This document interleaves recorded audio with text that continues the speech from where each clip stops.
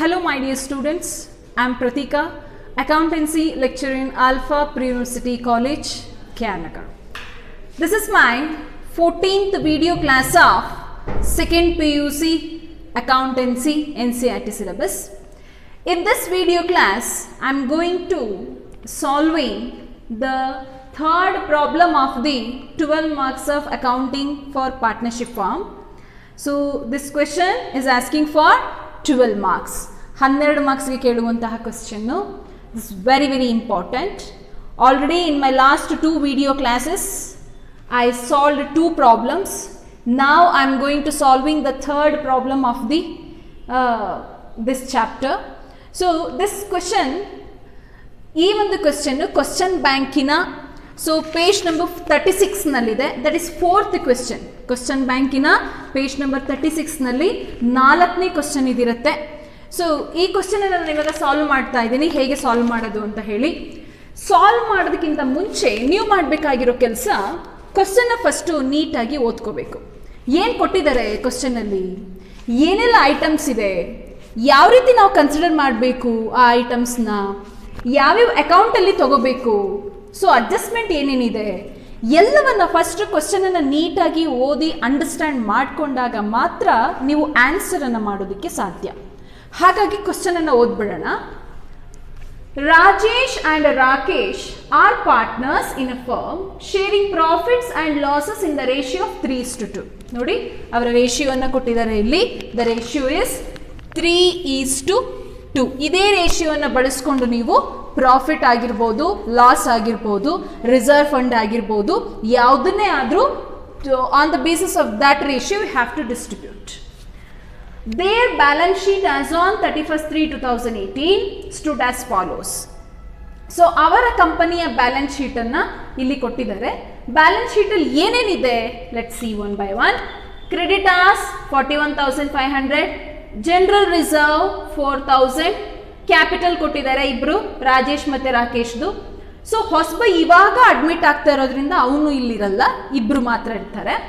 Cash at bank 22,500, bills receivable 3,000, ಡೆಟಾರ್ಸ್ 18,000, PDD minus ಮಾಡಿದರೆ 1,000, 17,000 outer column, stock 20,000, buildings 25,000, machinery 4,000, both the side 91,500. So ಹಾಗಾದ್ರೆ next ಏನು ಕೊಟ್ಟಿದ್ದಾರೆ, adjustment ಅನ್ನು ಕೊಟ್ಟಿದ್ದಾರೆ. ಆ ಅಡ್ಜಸ್ಟ್ಮೆಂಟ್ ಅಲ್ಲಿ ಯಾವುದೆಲ್ಲ ಬ್ಯಾಲೆನ್ಸ್ ಶೀಟಿಗೆ ಎಫೆಕ್ಟ್ ಆಗುತ್ತೆ ಒನ್ ಬೈ ಒನ್ ನೋಡೋಣ. On 1/4/2018, they admit Shyam as a new partner. Shyam ಅನ್ನೋ ವ್ಯಕ್ತಿ ಹೊಸ ಪಾರ್ಟ್ನರ್ ಆಗಿ ಅಡ್ಮಿಟ್ ಆಗ್ತಾ ಇದ್ದಾನೆ. And offered him 1/5 share in their future profits on the following terms. So ಅವನಿಗೆ 1/5, ಇದರಲ್ಲಿ ಒಂದು ಭಾಗ ಫ್ಯೂಚರ್ಲಿ ಪ್ರಾಫಿಟ್ ಅನ್ನು ಕೊಡ್ಬೇಕಂತ ಹೇಳಿ ಡಿಸೈಡ್ ಮಾಡ್ಕೊಂಡಿದ್ದಾರೆ. ಸೊ ಈ ಒಂದು ಏನು ಫಾಲೋಯಿಂಗ್ ಅಡ್ಜಸ್ಟ್ಮೆಂಟ್ಸ್ ಇದೆ ಅದರ ಆಧಾರದ ಮೇಲೆ next he has to bring ಏನ್ ತಂದಿದ್ದಾನೆ, 10,000 ಆಸ್ ಹಿಸ್ ಕ್ಯಾಪಿಟಲ್. ಸೊ 10,000 ಇವನು ತಂದಿರುವಂತಹ ಕ್ಯಾಪಿಟಲ್. ಈ ಒಂದು ಕ್ಯಾಪಿಟಲ್ ಅನ್ನು ನಾವು ಪಾರ್ಟ್ನರ್ಸ್ ಕ್ಯಾಪಿಟಲ್ ಅಕೌಂಟ್ ನಲ್ಲಿ ಕನ್ಸಿಡರ್ ಮಾಡ್ತೀವಿ. ಯಾವ ಸೈಡ್ ನಲ್ಲಿ, ಕ್ರೆಡಿಟ್ ಸೈಡ್ ನಲ್ಲಿ. Next and ₹5,000 towards goodwill. ಇವನು ತಂದಿರುವಂತಹ ಗುಡ್ ವಿಲ್ 5,000 ಇದೆ. ಇದನ್ನು ಕೂಡ ಪಾರ್ಟ್ನರ್ಸ್ ಕ್ಯಾಪಿಟಲ್ ಅಕೌಂಟ್ನಲ್ಲಿ ಕ್ರೆಡಿಟ್ ಸೈಡ್ನಲ್ಲಿ ನಾವು ಕನ್ಸಿಡರ್ ಮಾಡ್ತೀವಿ. ನಾನೀಗ ಆಲ್ರೆಡಿ 2 ಪ್ರಾಬ್ಲಮ್ ಅನ್ನು ನಿಮಗೆ ಮಾಡಿದ್ದೀನಿ, ಅಲ್ಲೂ ಕೂಡ ಹೇಳಿದ್ದೀನಿ, ಇಲ್ಲೂ ಕೂಡ ನಾನು ಮೆನ್ಷನ್ ಮಾಡ್ತಾ ಇದ್ದೀನಿ. ನೋಡಿ, ಹೊಸಬ ತಂದಿರುವಂತಹ ಕ್ಯಾಪಿಟಲ್ ಆಗಿರಬಹುದು, ಗುಡ್ ವಿಲ್ ಆಗಿರ್ಬೋದು, ಅದನ್ನು ನಾವು ಪಾರ್ಟ್ನರ್ಸ್ ಕ್ಯಾಪಿಟಲ್ ಅಕೌಂಟ್ನ ಕ್ರೆಡಿಟ್ ಸೈಡ್ನಲ್ಲಿ ತಗೋತೀವಿ. ಸೊ ಹೊಸಬ ತಂದಿರುವ ಏನು ಕ್ಯಾಪಿಟಲ್ ಇದೆ ಅವನ ಹೆಸರಿನಲ್ಲಿ ನಾವು ಶೋ ಮಾಡ್ತೀವಿ. ಕ್ಯಾಶ್ ಅಟ್ ಬ್ಯಾಂಕ್ ಇದೆಯಾ, ಕ್ಯಾಶ್ ಇನ್ ಹ್ಯಾಂಡ್ ಇದೆಯಾ ನೋಡಿಕೊಂಡು ಬ್ಯಾಲೆನ್ಸ್ ಶೀಟ್ನಲ್ಲಿ you have to mention in the partners capital account. So first adjustment over ಆಗ್ತದೆ. ಎರಡನೇ ಅಡ್ಜಸ್ಟ್ಮೆಂಟ್ ಅಪ್ರಿಷಿಯೇಟ್ ಬಿಲ್ಡಿಂಗ್ಸ್ ಬೈ 20%. ಬಿಲ್ಡಿಂಗ್ನ ವ್ಯಾಲ್ಯೂ ಏನಾಗಿದೆ ಅಂತ ಹೇಳ್ತಾ ಇದ್ದಾರೆ, ಅಪ್ರಿಷಿಯೇಟ್ ಆಗಿದೆ ಅಂತ ಹೇಳ್ತಾ ಇದ್ದಾರೆ. ಅಪ್ರಿಷಿಯೇಟ್ ಅಂದರೆ ಮೀನಿಂಗ್ ಏನು, ಸೊ ವ್ಯಾಲ್ಯೂ ಏನು, ಒಂದು ಬಿಲ್ಡಿಂಗ್ನ ಮೌಲ್ಯ ಜಾಸ್ತಿ ಆಗಿದೆ.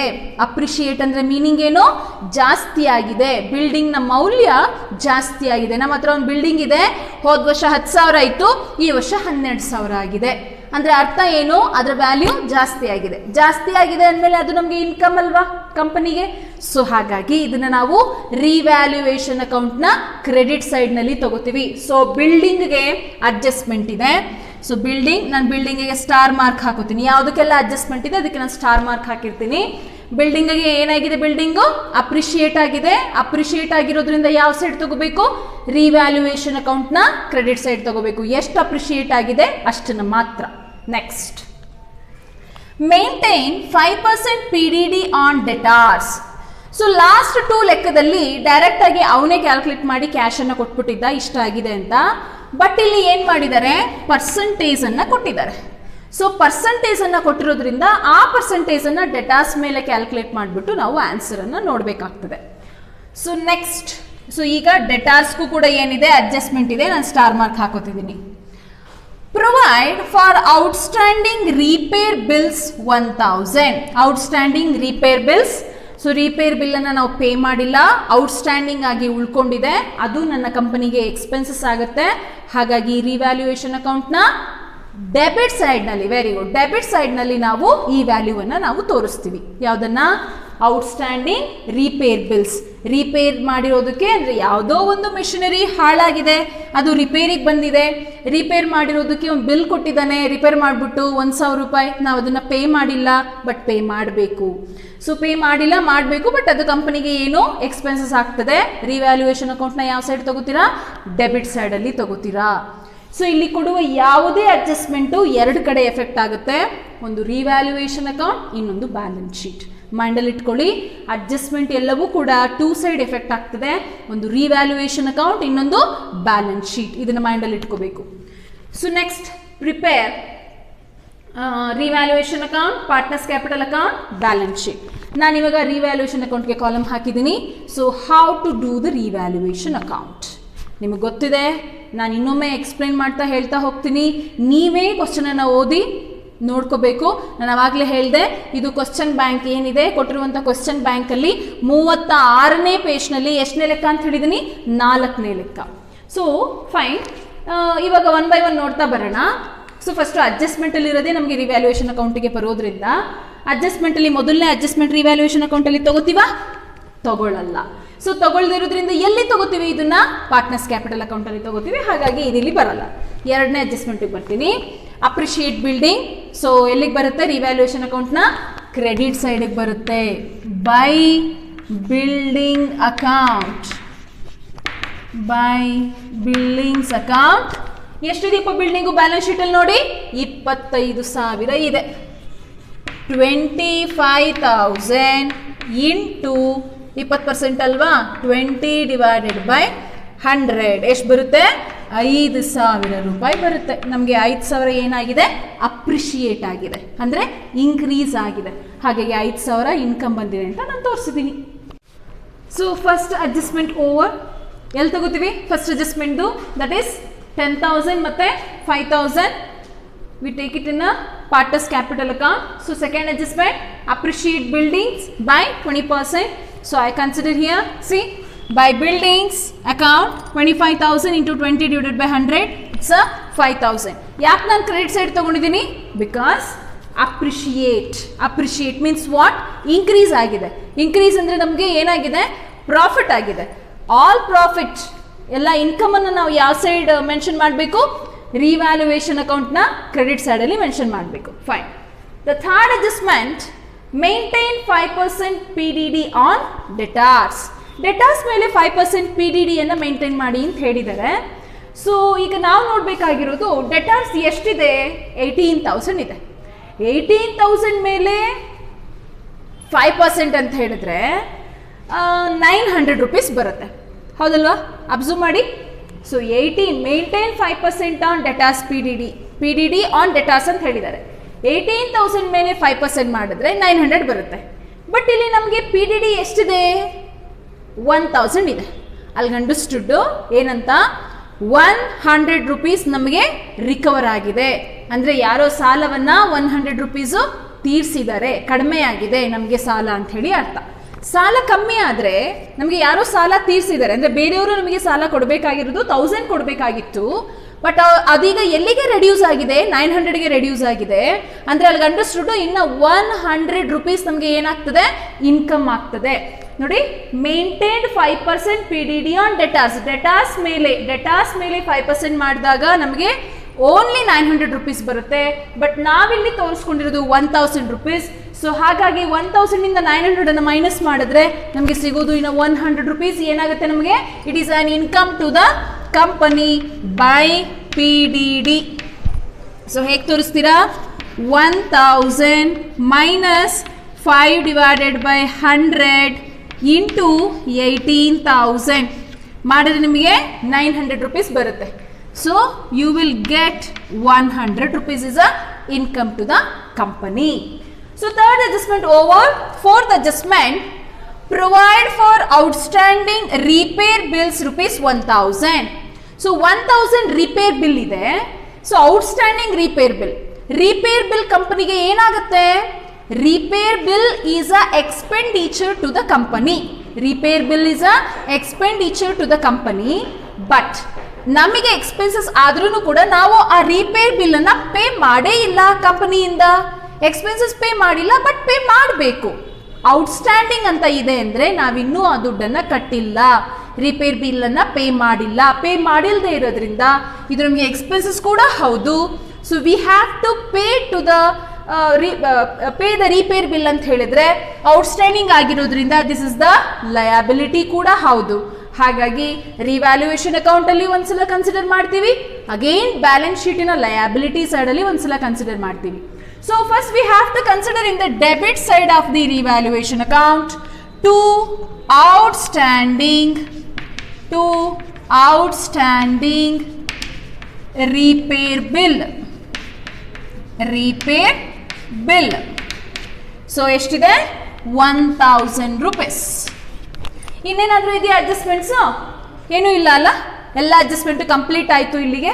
ಸೊ ನಾವು ಈಗ ಮಾಡಬೇಕಾಗಿರೋ ಕೆಲಸ ಏನು, ಸೊ ರಿವ್ಯಾಲ್ಯೂಯೇಷನ್ ಅಕೌಂಟ್ನ ಡೆಬಿಟ್ ಸೈಡ್ ಮತ್ತೆ ಕ್ರೆಡಿಟ್ ಸೈಡ್ ಎರಡೂ ಸೈಡಲ್ಲೂ ನಾವೇನು ಮಾಡಬೇಕು, ಟೋಟಲ್ ಮಾಡ್ಕೋಬೇಕು. ಯಾವ ಸೈಡ್ ಜಾಸ್ತಿ ಬರುತ್ತೋ ಅದನ್ನು ನಾವು ಎರಡೂ ಕಡೆ ಕಾಲಮ್ನಲ್ಲಿ ಬರಿತೀವಿ. ಯಾವ ಸೈಡ್ ಕಮ್ಮಿ ಇರುತ್ತೋ ಆ ಸೈಡಲ್ಲಿ ನಾವು ಏನನ್ನ ಬರಿಬೇಕು, ಬ್ಯಾಲೆನ್ಸ್ ಅನ್ನ ಬರಿಬೇಕು. ಹಾಗಾಗಿ ನಾವು ಕಂಪೇರ್ ಮಾಡಿದಾಗ ಡೆಬಿಟ್ ಮತ್ತೆ ಕ್ರೆಡಿಟ್ ಅನ್ನ ಕಂಪೇರ್ ಮಾಡಿದಾಗ ನಮಗೆ ಕ್ರೆಡಿಟ್ ಸೈಡ್ ಜಾಸ್ತಿ ಇದೆ. ಸೊ 5100. ಸೊ ಇದರಲ್ಲಿ ನಾವು ಮೈನಸ್ ಮಾಡಿದಾಗ ನಮಗೆ ಸಿಗೋದು 4100. ಹೌದಲ್ಲ, ಎಕ್ಸ್ಪೆನ್ಸಸ್ ನಮಗೆ ಕಮ್ಮಿ ಇದೆ, ಇನ್ಕಮ್ ಜಾಸ್ತಿ ಇದೆ. ಸೊ ಟು ಪ್ರಾಫಿಟ್ ತಾನೆ, to profit transferred profit transferred to ಯಾರ್ಯಾರಿಗೆ ಕೊಡಬೇಕು, ಇಬ್ಬರಲ್ಲ, ರಾಜೇಶ್ ಆ್ಯಂಡ್ ರಾಕೇಶ್. ಯಾವ ಥರ ಕೊಡ್ತೀರಾ, 4100 ಇಂಟು ಅವರ ರೇಷಿಯೋ ಕೊಟ್ಟಿದ್ದಾರಲ್ಲಪ್ಪ 3:2, ಆ ರೇಷಿಯೋ ಪ್ರಕಾರನೇ ಹಂಚಬೇಕು. 3/5, 4100 into 2/5. How much you will get? 2460 for Rajesh, 1640 for Rakesh. So 2460 ಯಾರಿಗೆ ಹೋಗುತ್ತೆ, ರಾಜೇಶ್ ಹೋಗುತ್ತೆ. 1640 ಯಾರಿಗೆ ಹೋಗುತ್ತೆ, ರಾಕೇಶ್ ಹೋಗುತ್ತೆ. So you have to mention this in the inner column, don't mention in the outer column. Outer column ಅಲ್ಲಿ total value ಅನ್ನ ಬರ್ದಿರ್ತೀರಲ್ಲ, so ಹಾಗಾಗಿ ಇನ್ನರ್ ಕಾಲಮ್ ಅಲ್ಲಿ ಡಿಸ್ಟ್ರಿಬ್ಯೂಟ್ ಮಾಡಬೇಕು. ಸೊ ಇದನ್ನ ನೀವು ಇನ್ನೆಲ್ಲಿ ಕನ್ಸಿಡರ್ ಮಾಡ್ತೀರಾ, we considering in the partners capital account ಅಲ್ಲಿ ಈ ಬ್ಯಾಲೆನ್ಸ್ ಅನ್ನ ತಗೋಬೇಕು. ಹಾಗಾದ್ರೆ let see the partners capital account ಅನ್ನ ಹೇಗೆ ಮಾಡೋದು ಅಂತ ನೋಡೋಣ. ಸೊ ಈಗ ನೀವು ಯಾವ ಅಕೌಂಟ್ ಅನ್ನ ಮಾಡೋದನ್ನ ಕಲಿತ್ರಿ, ಇವಾಗ ರಿವ್ಯಾಲ್ಯೂಯೇಷನ್ ಅಕೌಂಟ್ ಅನ್ನ ಮಾಡೋದನ್ನ ಕಲಿತ್ರಿ. Now I am going to do the partners capital account. So first partners capital account ಗೆ ಕಾಲಮ್ ಅನ್ನ ಹೇಗೆ ಹಾಕೋದು ಫಸ್ಟ್ ನೀವು ನೋಡಬೇಕು. So first put the heading partners capital account. Column ಬಂದು particulars. ಸೊ 3 ಜನರದ್ದು ನೇಮನ್ನು ಬರೀತೀರಾ. what is the name of the partners? First one is the Rajesh, second one is the Rakesh, third one is, who is the third one? They admitted Shyam. Shyam is the third partner, Shyam. So you have to put the 3 columns. You have to put 3 columns. After that again particulars,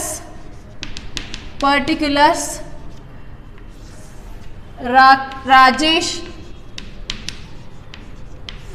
Rakesh, Shyam. Okay, you have to put the debit and credit. Don't miss this. This is very important. So firstly, what we want to do, first ಏನು ಮಾಡಬೇಕು ಅಂತ ಹೇಳಿದೀನಿ, first old partners ನ balance of capital ನ ಬರಿಬೇಕು. ಹೆಂಗ್ ಬರಿತೀರಾ? By balance brought down. ಇಬ್ರದ್ದು ಎಷ್ಟಿದೆಯಪ್ಪ, ಎಲ್ಲಿ ಕೊಟ್ಟಿರ್ತಾರೆ ಅದನ್ನ ಓಲ್ಡ್ ಬ್ಯಾಲೆನ್ಸ್ ಶೀಟ್ ಅಲ್ಲಿ ಲಯಬಿಲಿಟಿ ಸೈಡ್ ಕೊಟ್ಟಿರ್ತಾರೆ. ರಾಜೇಶ್ ಮತ್ತೆ ರಾಕೇಶ್, ರಾಜೇಶ್ದು 30,000 ಇದೆ. You have to write under the Rajesh account. ರಾಕೇಶ್ದು 16,000ನಾ? ಎಸ್, 16,000 ಇದೆ. ನಾವು ಇವಂದು ಬರಿಬಾರ್ದು, ಯಾಕಂದ್ರೆ ಇವಂದೇ ನಿಲ್ವಲ್ಲ, ಈಗ ಹೊಸದಾಗಿ ಬಂದು ಅಡ್ಮಿಟ್ ಆಗ್ತಿರೋದಲ್ಲ. ಇದಿಗೆ ಓಲ್ಡ್ ಪಾರ್ಟ್ನರ್ಸ್ ಕ್ಯಾಪಿಟಲ್ ಮುಗೀತು. ನೆಕ್ಸ್ಟ್ ಬೈ ರಿವ್ಯಾಲ್ಯೂಯೇಷನ್ ಅಕೌಂಟ್ ಅಲ್ಲಿ ಬಂದಿರುವಂತಹ value, revaluation account. So revaluation account ಅಲ್ಲಿ ಎಷ್ಟು ಬಂತು? ನೀವು ರಿವ್ಯಾಲ್ಯೂಯೇಷನ್ ಅಕೌಂಟ್ ಮಾಡಿದಾಗ ನೋಡಿದ್ರಿ, ರಾಜೇಶ್ಗೆ 2,460, ರಾಕೇಶ್ಗೆ 1,640. ಇವನಿಗಿಲ್ಲ, ಯಾಕಂದ್ರೆ ಹೊಸಬ ಅಲ್ಲ, ಸೊ ಹಳೆಬ್ರಿಗೆ ಮಾತ್ರ ಕೊಡ್ತೀವಿ. ನೆಕ್ಸ್ಟ್ ಬ್ಯಾಲೆನ್ಸ್ ಶೀಟ್ ಅಲ್ಲಿ ರಿಸರ್ವ್ ಫಂಡ್ ಇದೆಯಾ, ಜನರಲ್ ಫಂಡ್ ಇದೆಯಾ ನೋಡಬೇಕು. ಜನರಲ್ ರಿಸರ್ವ್ ಇದೆಯಾ? ಇದೆ ಅಲ್ವಾ. ಜನರಲ್ ರಿಸರ್ವ್ ಎಷ್ಟಿದೆ? 4,000 ಇದೆ. ಆ 4,000ನ ರೇಷಿಯೋ ಪ್ರಕಾರ ಹಂಚುತ್ತೀರಾ ಬೈ ಜನರಲ್ ರಿಸರ್ವ್. ಆ 4,000 4,000 ಇನ್ ಯಾವ ರೇಷಿಯೋ ಪ್ರಕಾರ? 3:2. ಹೇಗೆ ಹಂಚೋದು? 4,000 ಇಂಟು 3 ಡಿವೈಡೆಡ್ ಬೈ 5. ಯಾರಿಗೆ? ರಾಜೇಶ್ಗೆ. 4,000 ಇಂಟು 2 ಡಿವೈಡೆಡ್ ಬೈ 5 ಯಾರಿಗೆ? ರಾಕೇಶ್ಗೆ.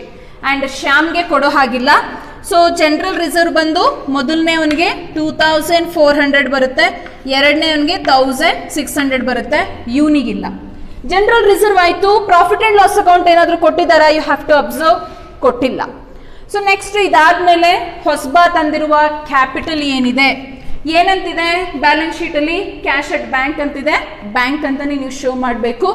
By bank account, by bank account. ಈಗ ಹೊಸಬ ತಂದಿದ್ದಾನಲ್ವಾ, ಯಾರು ಹೊಸಬ? ಶ್ಯಾಮ್. ಶ್ಯಾಮ್ಗೆ ಕೊಡಿ. ಎಷ್ಟು? 10,000ನಾ ಅವ್ನು ತಂದಿರೋ ಕ್ಯಾಪಿಟಲ್ಲು? ಎಸ್, 10,000, 10,000. ನೆಕ್ಸ್ಟ್ ಇನ್ನೇನು ತಗೊಂಡು ಬಂದಿದ್ದಾನೆ? By goodwill. ಗುಡ್ವಿಲ್ ತಂದಿದ್ದಾನೆ. ಆದರೆ ಗುಡ್ವಿಲ್ನ ಯಾರು ಕೊಡಬೇಕು ಅಂತ ಹೇಳಿದ್ದೀನಿ. ಲಾಸ್ಟ್ 2 ಪ್ರಾಬ್ಲಮ್ಸ್ ಅಲ್ಲಿ ನಾನು ಸಾಲ್ವ್ ಮಾಡಿದ್ದೀನಿ. ಹೊಸಬ ತಂದಿರೋ ಗುಡ್ವಿಲ್ನ ಹಳಬರಿಗೆ ಹಂಚಬೇಕು. ಎಷ್ಟು ತಂದಿನಿ ಗುಡ್ವಿಲ್? 5,000 ತಂದಿದ್ದಾನೆ. ಇನ್ ಯಾವ ರೇಷಿಯೋ ಪ್ರಕಾರ ಹಂಚುತ್ತೀರಾ? 3:2 ರೇಷಿಯೋ ಪ್ರಕಾರ ಹಂಚುತ್ತೀರಾ. ಹಂಚಿದ್ರೆ ಎಷ್ಟು ಬರುತ್ತೆ? ಒಬ್ಬನಿಗೆ 3,000 ಬರುತ್ತೆ, ಇನ್ನೊಬ್ಬನಿಗೆ 2,000 ಬರುತ್ತೆ. ಯಾವ ಥರ ಹಂಚಿದ್ರಿ ನೋಡಿ. 5,000 ಇಂಟು 3 ಡಿವೈಡೆಡ್ ಬೈ 5 ಯಾರಿಗೆ? ರಾಜೇಶ್ಗೆ. 5,000 ಇಂಟು 2 ಡಿವೈಡೆಡ್ ಬೈ 5 ಯಾರಿಗೆ? ರಾಕೇಶ್ಗೆ. ಗೊತ್ತಾಯ್ತಲ್ಲ? So this is the method. ಇನ್ನೇನಾದರೂ ಉಳ್ಕೊಂಡಿದೆಯಾ? You have to observe. ಇನ್ನೇನು ಉಳ್ಕೊಂಡಿಲ್ಲ, ಇನ್ಯಾವುದೂ ಹಂಚೋದಿಲ್ಲ. ಸೊ ಜನರಲ್ ರಿಸರ್ವ್ ಹಂಚಾಯಿತು, ಪ್ರಾಫಿಟ್ ಆ್ಯಂಡ್ ಲಾಸ್ ಅಕೌಂಟ್ ಏನು ಕೊಟ್ಟಿಲ್ಲ, ಎಲ್ಲ ಮುಗೀತು. ಮುಗಿದಾದ್ಮೇಲೆ ನೀವೇನು ಮಾಡ್ತೀರೋ? You have to total. So 3 ಜನದ್ದು ಟೋಟಲ್ ಮಾಡಿ. ಡೆಬಿಟಲ್ಲಿ ಬರೆಯುವಂತಹ ಐಟಮ್ ಯಾವುದು ಬಂದಿಲ್ಲ ಇಲ್ಲಿ. ಸೊ 3 ಜನದ್ದು ಟೋಟಲ್ ಮಾಡಿದಾಗ ನಿಮಗೆ ಎಷ್ಟು ಸಿಗುತ್ತೆ? ರಾಜೇಶ್ದು 37,860, ರಾಕೇಶ್ದು 21,240, ಇನ್ನು ಶ್ಯಾಮ್ದು 10,000. 37,860, 21,240, 10,000.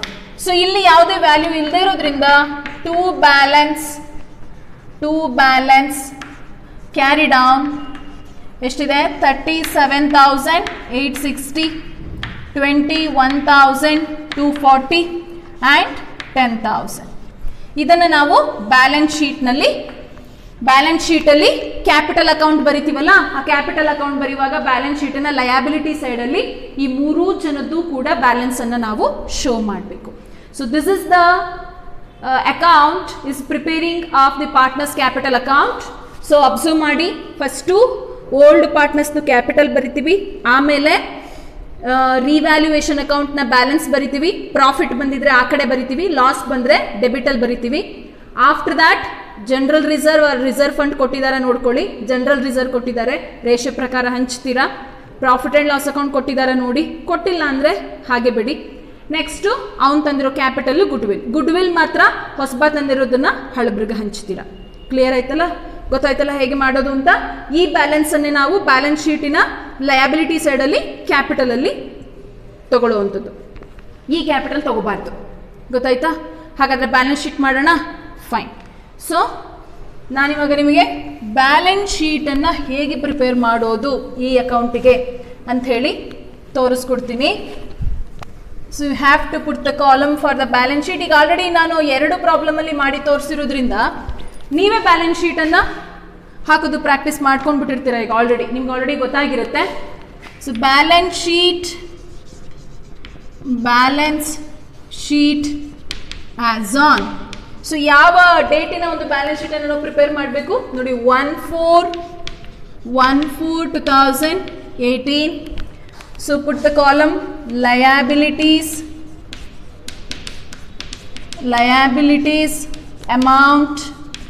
amount ಕೆಳಗಡೆ you must write rupees. assets amount ಕೆಳಗಡೆ you have to write rupees. put column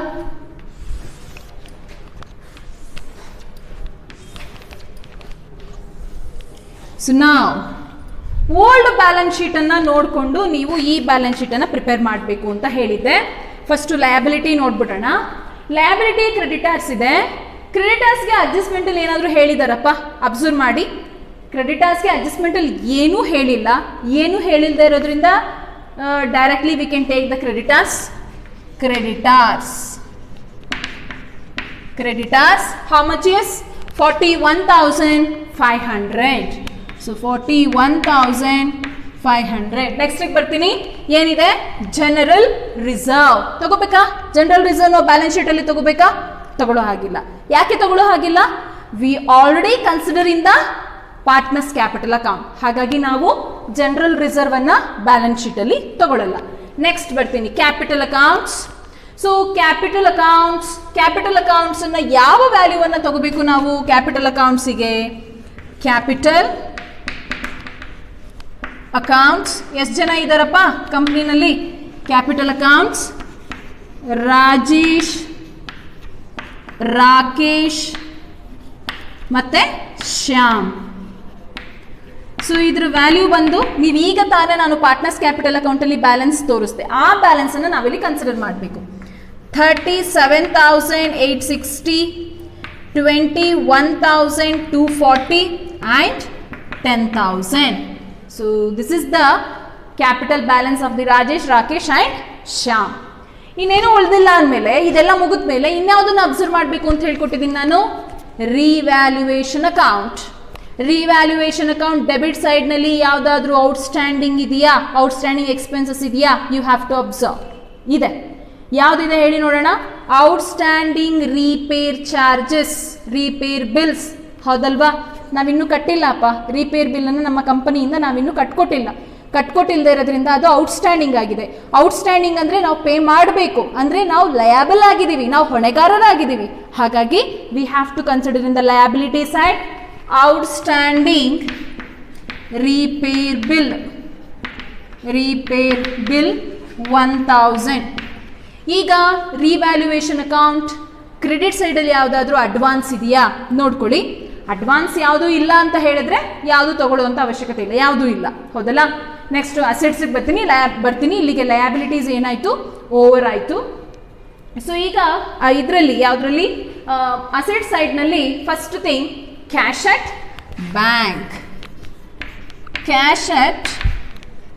bank ಎಷ್ಟಿದೆಯಪ್ಪ?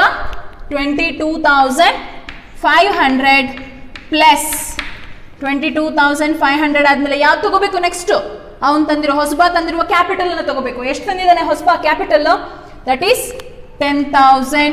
ಜೊತೆಗೆ ಅವನು ಇನ್ನೇನು ತಗೊಂಡ್ಬಂದಿದ್ದಾನೆ? Good will ತಂದಿದ್ದಾನೆ 5,000. ಎಷ್ಟಾಗ್ತದೆ ಒಟ್ಟಿಗೆ? 37,500 ಆಗ್ತದೆ. ಎರಡನೇ ಐಟಮ್ ಬರ್ತೀನಿ, ಬಿಲ್ಸ್ ರಿಸೀವಬಲ್. ಬಿಲ್ ರಿಸೀವಬಲ್ ಏನಾದರೂ ಅದಕ್ಕೆ ಎಫೆಕ್ಟ್ ಆಗಿದೆಯಾ ಅಡ್ಜಸ್ಟ್ಮೆಂಟಲ್ಲಿ? ಏನು ಎಫೆಕ್ಟ್ ಆಗಿಲ್ಲ, 3,000. ನೆಕ್ಸ್ಟ್ ಡೆಟಾರ್ಸ್. ಡೆಟಾರ್ಸ್ 18,000 ಇದೆ. Minus P D D. P D D ಈಗ ಇರೋದು ನಮ್ಮ ಹತ್ರ 900 ರೂಪಾಯಿ ಮಾತ್ರ. ಇನ್ನು 100 ರೂಪಾಯಿ ಏನಾಗಿದೆ ನಮಗೆ ರಿಕವರ್ ಆಗಿರೋದ್ರಿಂದ 900 ಮಾತ್ರ ಅವ್ರು ನಮಗೆ ರಿಕವರ್ ಮಾಡಬೇಕು. So 17,100 rupees. So bills receivable over, debtors over. Next thing stock. ಸ್ಟಾಕ್ಗೆ ಏನಾದರೂ ಅಡ್ಜಸ್ಟ್ಮೆಂಟಲ್ಲಿ ಏನಾದರೂ ಎಫೆಕ್ಟ್ ಆಗಿದೆಯಾ? ಏನೂ ಆಗಿಲ್ಲ ಅಂದರೆ directly you can take same amount. Stock, what is the value of the stock? See there, that is 20,000. 20,000 ಇದೆ. So stock over. What is the next thing? Building. ಬಿಲ್ಡಿಂಗಿಗೆ ನಾನು ಸ್ಟಾರ್ ಮಾರ್ಕ್ ಹಾಕಿದ್ದೀನಿ. ಯಾಕೆ ಸ್ಟಾರ್ ಮಾರ್ಕ್ ಅನ್ನು ಹಾಕಿದ್ದೀನಿ? So ಬಿಲ್ಡಿಂಗಿಗೆ ನಮಗೆ adjustment ಇದೆ. ಯಾವುದಕ್ಕೆಲ್ಲ adjustment ಇದೆ ಅದಕ್ಕೆ ನಾನು ಸ್ಟಾರ್ ಮಾರ್ಕ್ ಅನ್ನು ಹಾಕ್ತೀನಿ. So buildings. Buildings how much? Buildings 25,000 ಇದೆ. ಅಪ್ರಿಷಿಯೇಟ್ ಆಗಿದೆ ಅಲ್ವಾ? ಸೊ ಅಪ್ರಿಷಿಯೇಟ್ ಆಗಿದ್ರೆ ಏನು ಮಾಡಬೇಕು? ಆ್ಯಡ್ ಮಾಡಬೇಕು. So add appreciation. Add appreciation. How much appreciate ಆಗಿರೋದು? 5,000 rupees. 25,000 plus 5,000, 30,000 rupees in the outer column. The last item is the machinery. Is there any adjustment for the machinery? Machinery ಯಾವುದಾದ್ರೂ adjustment ಇದೆಯಾ? ಯಾವ adjustment ಇಲ್ಲ machineryಗೆ. ಹಾಗಾಗಿ directly we can take the balance sheet value of the machinery, that is 4,000 rupees. So directly we can take machinery. How much machinery value? Machinery value is 4,000 rupees. So is there any other items? You have to observe the problem. You have to observe the problem. Is there any other items in the balance sheet? There is no any other items in the balance sheet. ಹಾಗಾಗಿ balance sheet ಏನಾಗಬೇಕು ಇವಾಗ? ಎರಡೂ ಕಡೆ ಒಂದೇ value ಬರಬೇಕು. In case ಅಲ್ಲೇನಾದರೂ ನಿಮಗೆ very ಆಯಿತು ಅಂತ ಹೇಳಿದರೆ, ನಿಮಗೆ ಬ್ಯಾಲೆನ್ಸ್ ಬಂತು ಅಂತ ಹೇಳಿದ್ರೆ, ಬ್ಯಾಲೆನ್ಸ್ ಶೀಟ್ ಅಂದರೆ ನೀವು ಮಾಡಿರೋ ಪ್ರಾಬ್ಲಮ್ ರಾಂಗ್ ಇದೆ ಅಂತ ಹೇಳಿ ಅರ್ಥ.